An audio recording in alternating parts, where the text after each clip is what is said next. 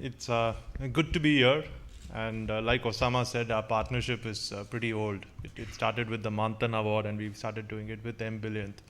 And the reason we are doing it is simply because we believe in the transformative power of technology. We believe in the transformative power of mobile phones, because many problems in India are access-related problems.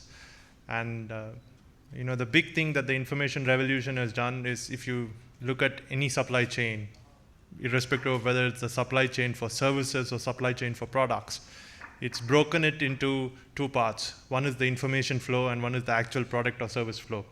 And the information flow is something that is enabled significantly by internet and mobile technologies, which is why all access-related problems can be solved by mobile phones. I just want to mention that the person who's been spearheading Mint's involvement in anything that Osama does is sitting there, Soumya Sarkar. You should just stand up and wave your hand. He's responsible for running this project for us, and ideally he should be the one speaking, because he does all the work. I just come in and say a few words. I was looking briefly at that agenda sheet that Osama has left, and it raises one or two issues that I wanted to speak about. The first one is really rural access of mobile phones. All of us, especially all of us in urban India, in large cities, would like to think that everyone has a mobile phone.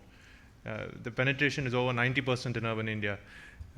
According to that sheet, it's around 60% in rural India. I would like to think it's between 45 and 50%. So there are at least half of the rural households which do not have mobile phones.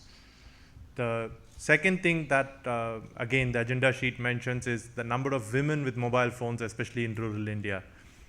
And especially in rural India, as the experience with a lot of cooperatives and self-help groups has shown, women drive the agenda. Right? You want to get anything done, it's usually done by the women. Men have lots of problems, right? Alcoholism being one of them, right? I'm not generalizing, but it is a significant problem in various states of society. So, which is why self-help groups and everyone else, the microfinance institutions, everyone targets these little groups of women, because they will make sure the work gets done. If you give a loan to them, the default rates are practically zero and things like that. Yet, if you look at the number of women who have mobile phones, it's very, very insignificant in rural India. And if you change that, it will again address a lot of things. The third issue, and I'm glad Osama brought this up, which is this whole VC kind of involvement in a lot of the initiatives that are showcased here year after year. Because the grant-based model is not going to work. Charity is not a good business model, right? If you have to achieve your purpose of delivering a certain service to people who currently don't get it, you're obviously doing them a huge service. But at the same time, you will never be able to scale up if you're completely dependent on grants and handouts. At some point in time, it needs to become self-sustaining. Mint is a free market newspaper, right? So obviously I'll have to say this. There's a huge difference between profit and profiteering.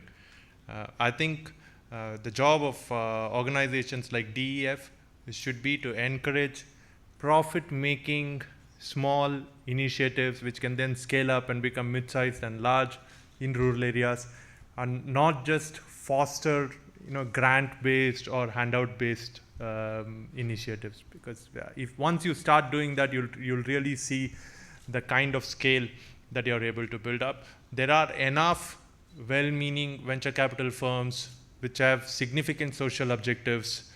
That kind of capital is available, so it's not as if you will not see what's happening in the rest of the industry, wherein a venture capital or a private equity firm invests and then forces you to expand, and then things don't work out well and everything else.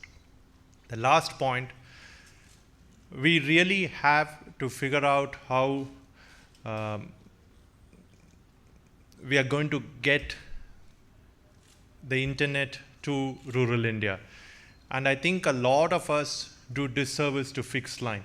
Right? I'm happy that over the last few months, I've seen increasingly in the media and in analyst reports and everything else, Everyone's beginning to talk about the importance of having fixed lines, at least till a certain point, and I think that makes eminent sense, right? Your last mile access can be on mobile and everything else, but I think here's where the government can also play a role. This ambitious fixed line broadband plan that they had for India should and they've done some bit of work on that.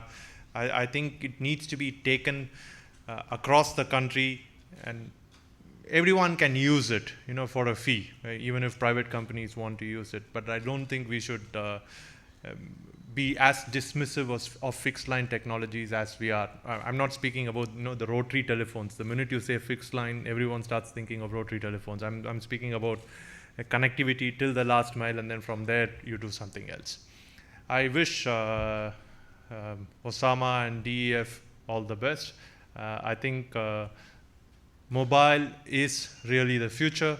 The industry that I come from, media for instance, everything that is happening in mobile. There's very little that's happening in print, which is why I don't like it when Osama keeps referring to us as a newspaper. I see ourselves as a newsroom that does a lot of things. The newspaper is just one bit of it. And a lot of things that even we do is on the mobile phone, right? So once again, congratulations to the people who will soon find out that they've won the prize. They'll find out in the evening, right? Although, of course, all of us know because there's a book here on the table which gives the names of the winners. So if someone wants to know the names, you can come and see me after this and we can do a quiet deal on the side. Yeah? Thank you very much.